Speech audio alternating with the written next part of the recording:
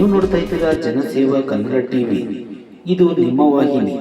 ಮಳವಳ್ಳಿ ತಾಲೂಕಿನ ದುಗ್ಗನಹಳ್ಳಿ ಹಾಲು ಉತ್ಪಾದಕರ ಸಹಕಾರ ಸಂಘದ ಆಡಳಿತ ಮಂಡಳಿಗೆ ಭಾನುವಾರ ನಡೆದ ಚುನಾವಣೆಯಲ್ಲಿ ಜೆಡಿಎಸ್ ಬಿಜೆಪಿ ಮೈತ್ರಿ ಬೆಂಬಲಿತ ಅಭ್ಯರ್ಥಿಗಳು ಜಯಗಳಿಸಿದರು.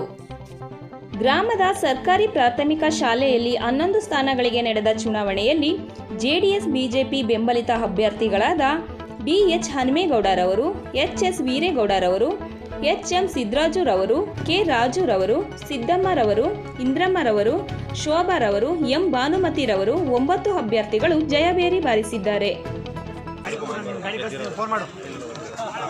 ದುಗ್ನಳ್ಳಿಯ ಹಾಲು ಉತ್ಪಾದಕರ ಸಹಕಾರ ಸಂಘದ ಚುನಾವಣೆ ನಡೀತು. ದುಗ್ನಳ್ಳಿಯಲ್ಲಿ ಒಟ್ಟು 11 ಅಭ್ಯರ್ಥಿಗಳು ನಮ್ಮ JDS ಮತ್ತು BJP ಮೈತ್ರಿ ಅಭ್ಯರ್ಥಿಗಳಾಗಿ ನಿಲ್ಲಿಸಿದ್ದು. ಅದರಲ್ಲಿ 9 ಅಭ್ಯರ್ಥಿಗಳು ಜಯಬೇರಿಯನ್ನು ಬಾರಿಸಿದ್ದಾರೆ.